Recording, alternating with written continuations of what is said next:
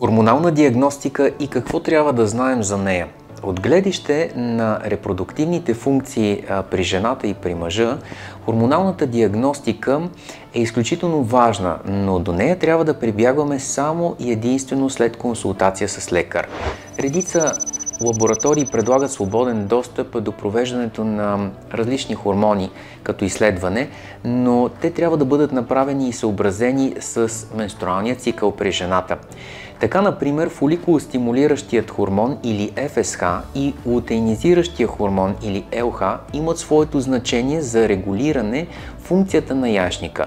Това са хормони, които се произвеждат и отделят от хипофизата и контролират процеса на овулация. Фоликулостимулиращият хормон и лутеинизиращият хормон могат да бъдат назначени да бъдат изследвани в първата фаза на менструалния цикъл, в средната част на менструалния цикъл, когато е овулацията, и в късната фаза на менструалния цикъл. Целта може да е да се проследи случва ли се или не процесът на овулация, т.е. отделянето на годна за оплождана яйцеклетка.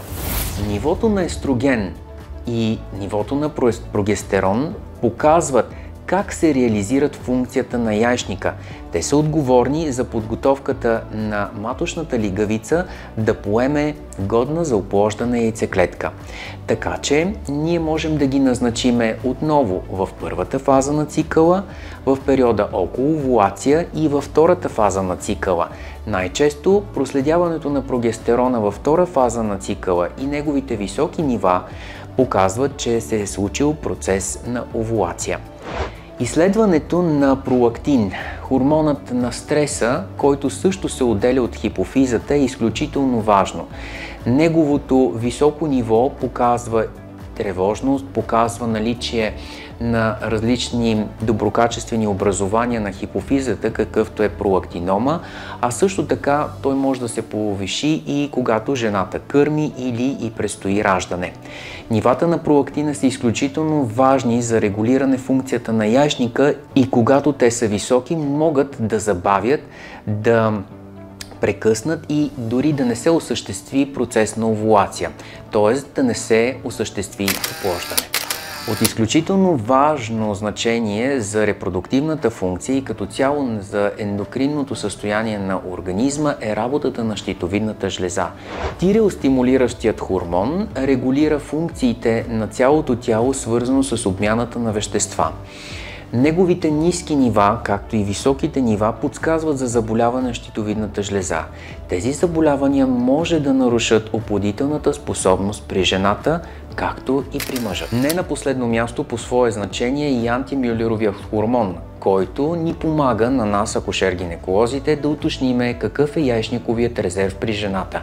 Съвместно с ехографското изследване, което оценява структурата, наличието на фоликули и размерите на яйчниците, антимюлеровият хормон и неговите стойности ни подсказват какъв е резервът от яйцеклетки, тяхното количество, а и качество при жената. Не трябва да забравяме, че антимюлеровият хормон намалява след 35 годишна възраст и подсказва, че яйчниковият резерв след 35 годишна възраст категорично се изчерпва. Преждевременното изчерпване на яйчниковият резерв е проблем, който съществува и който може да бъде проконтролиран и овладян, когато редовно проследяваме антимюлеровият си хормон. Жените, които имат нередовна менструация или проблем с менструалния цикъл, е добре да изследват този хормон, макар да са на по-млада възраст, 20-25 години, за да може да се разбере дали има проблем с яйчниковият резерв.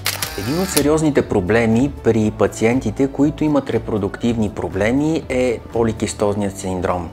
В тези случаи вашият лекар може да назначи изследване на тестостерон и други мъжки полови хормони.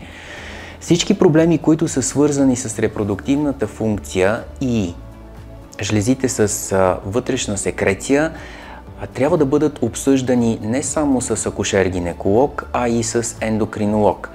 Съвместната работа на тези специалисти гарантира решаването на проблема и възможността да имате здраво потомство.